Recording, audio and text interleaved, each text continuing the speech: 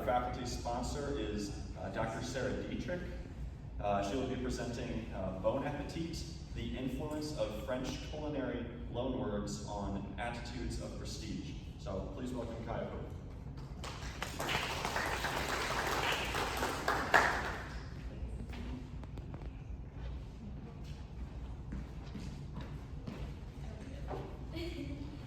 It's probably not long. It's okay. I can just talk. Hi, like you said, my name is Kaya. This is my first time presenting or even conducting research, so I'm very thrilled to be here. A little bit about myself. I'm an English education major with a minor in global studies. I promise this is relevant for the presentation. That was not always my intention. I graduated from Jackson High School, where I took and studied French for 5 years. My senior year, I took and passed my seal of biliteracy, which is essentially a state-sanctioned test that tests your spelling, writing, listening, reading skills in French, and it certifies you as bilingual in the state of Missouri. And so I came to CMO intending to pursue a minor in French, but when I got here, the program was dissolved, so now I'm taking global studies, which is awesome. Last semester, I had the privilege of taking sociolinguistics with Dr. Dietrich, which is essentially it looks at how people use language in other parts of the world and how they've used it throughout history, which is very fascinating. Sounds very simple, but it was awesome. And at the end of our class, we were asked to conduct research and write a paper about it. So when I was choosing my topic, I knew I wanted to do it over something with French, as I kind of come from that background. And I was actually, this is funny, I was at H&M shopping. If you know what that is, it's essentially like fast fashion. And they have like business casual things, but there's also a lot of t-shirts. And I started to notice this pattern that there was French all over sweatshirts, t-shirts, not even H&M, but like Target, TJ Maxx. I'm seeing this pattern everywhere. So I'm like, why? And like me knowing what these things are saying, it's kind of dumb. Like it's like if it was in English, this would be silly things that you would see on t-shirts. So the first thing, like I was like, well, maybe people think it's cooler, maybe it's more sophisticated.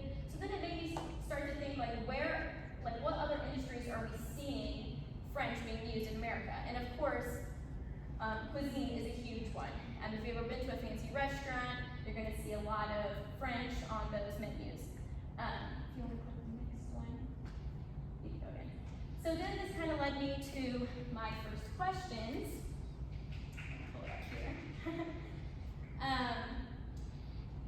Does French language actually affect perceptions of prestige in cuisine then? So because, fancy restaurants being associated with French, is this true? And do high status restaurants use French language to then increase their prices? And if this is true, does it become a sort of marketing strategy? But to understand this, I think it's important that we look at like some context and background. You want to click them? Yeah, you can click it again. So historically speaking, we know France is a significant and influential country. Perceptions of old money, class, wealth, luxury, I think these are terms that are often associated not only with French language, but also French culture, and it's particularly true for cuisine. French dining is consistently affiliated with formal service and ornate atmospheres, so I'm thinking like dim lighting, maybe candlelit dinner, and this became the blueprint for other countries. This attention to detail, use of high quality ingredients, even like the cooking methods that they're using are a few solid reasons of why people think French dining is fancy. And then chefs from France have started elevating cooking to like an art form, so like presentation becomes just as important to the meal's ingredients, as you can like see, for example, in this picture. If you want to click it again. I did a literature review for my essay, but I'm not going to talk about that because it's kind of boring, but this is, I think, a good quote. It says, because of the traditional association of French and fine food, a restaurant need not be French to use French, and the food need not be French to be named or described in pseudo-French. So sometimes we're seeing French on these menus, maybe you know what it means, maybe you don't, but it's all over the place when you're seeing.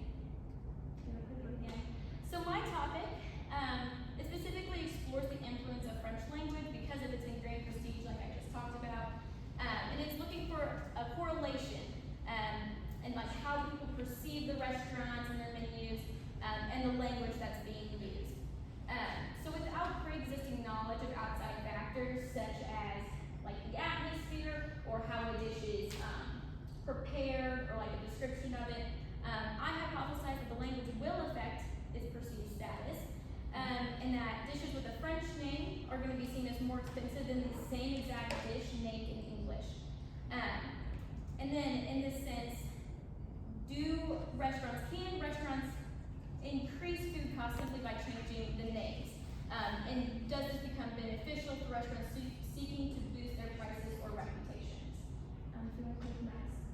So the methodology, I handed out those papers for you guys. These are fake menus that I made up. The first one embraces French loanwords. So even like entrees, boissons is drinks. As you can see, like I tried not to make it so obvious that one of them was using French and one of them wasn't. But that second menu is more like standard English, easier to understand. And I sent this out to friends. I also sent it to a couple professors.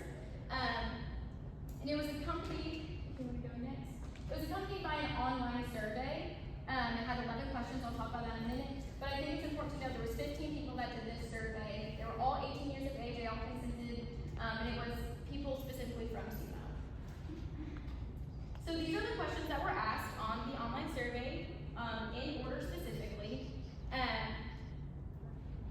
4 questions were multiple choice, and they specifically compared the 2 menus while the other 6 were open-ended. And then there was an extra question that was about age, which didn't necessarily affect my study, but I thought it was very interesting to see, like, I wanted to get a variety of responses because I think a different age can, like, affect your perception of this type of thing.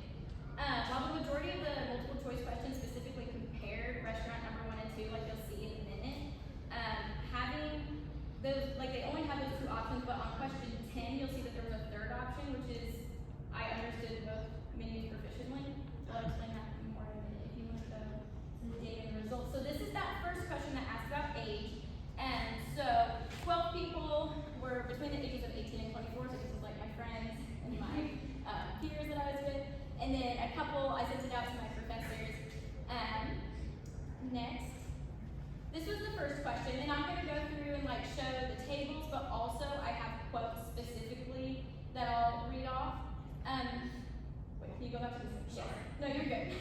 So for this first question, it was pretty split, asking which restaurant did participants find most inviting or appealing. So 9 people thought that they preferred restaurant 1, which was the one that used French, and then 6 people preferred restaurant 2. And then if you want to go to the next slide now. This question, right after that, I had open-ended so I could get some feedback on like why people were feeling this way. Somebody said, I thought restaurant 2 had a menu that was easier to read, allowing me to better understand what was on it, and I'd rather eat the food from this one since I understood what it was. Another quote, due to the language, restaurant 1 seemed more obscure, and then this last one, they were talking about how it sounds nicer, restaurant number 1 sounds nicer because the things are in French. And then if you want to go to the next one, this is the one that was very important to this study. And unanimously, people answered that they thought restaurant number 1 that uses French is going to be more expensive. If you want to go to the next one, why did you think this? Well, the items sound a lot more expensive and high-end, so this leads me to believe that it will cost more. This next quote here at the bottom, I would say it's more expensive because it just sounds fancier compared to restaurant 2. A filet mignon is typically more expensive to beef tenderloin, which, if you don't know, they're essentially the same thing. So, like, it's important to note that on those menus, they're near duplicates every time. So, it's essentially the same thing, it's just being named different. And then if you want to go to the next one, this one's pretty split again. Participants revealed that they, 7 participants revealed they would like to eat at restaurant 2, while 8 want to eat at the other restaurant.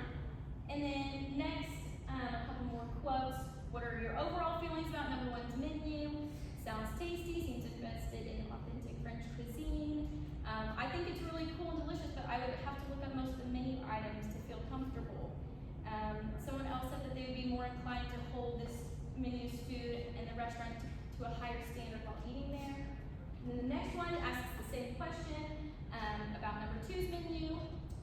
These people consistently answered that they thought this menu was more direct, honest, appealing, simple. The last one, people said that they thought it was fancy. Like on the menu number 1, I should have said this before. People used words recurring such as fancy, cost, experience, expensive, and confusing. So that's, I think, very important. Up here, oh, that's fine. You can say I go back. No, you're good, we're good. And then this one, were there phrases or words that you didn't recognize? Obviously, people were talking about menu number 1. There was a lot of words on there. Mainly menu 1, the entrees are pretty hard to understand in the French. I have no idea what those are, only the drinks. I only know the champagne option.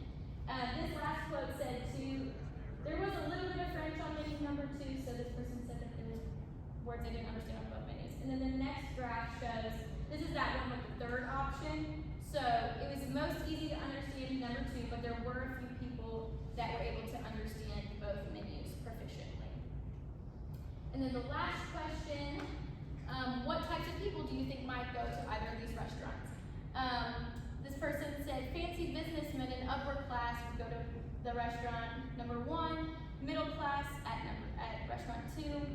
The first menu would be more likely to appeal to customers with a greater income, but not inexpensive. I had multiple people be like, I don't want to go to restaurant number 1 because I'm just a broke college student.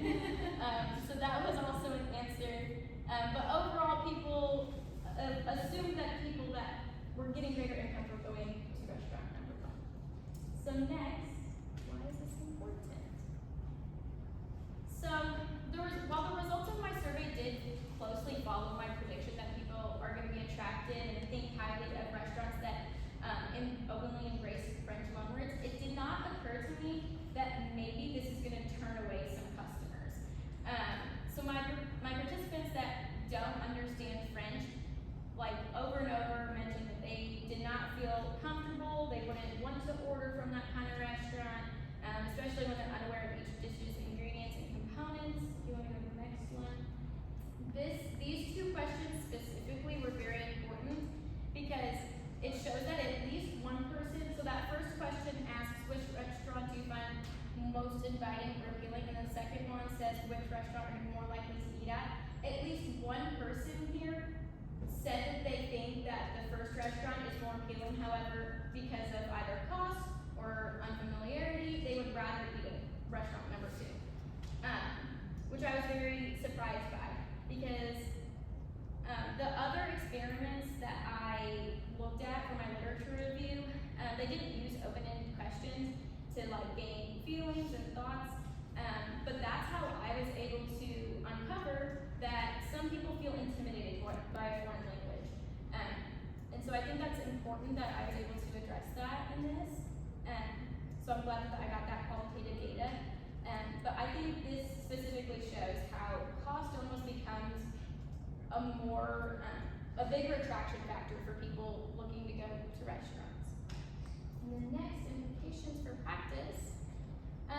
In this sense, I kind of do think that language becomes a marketing strategy because my participants validated that they would not only expect to pay more at a restaurant that uses French language, but they already think fancy people go there. I do think restaurants could likely get away with simply changing their language and menus to increase their prices and boost profits. But I do think this is something that should be utilized with caution because restaurants and businesses and corporations need to think about the image and the message that they're wanting to portray to their patrons. Because language, as we see here, definitely is influencing that. They need to take ample time to consider what message they hope to communicate. And then the next one is just my works cited. And I'll open it up to questions now if anybody has questions.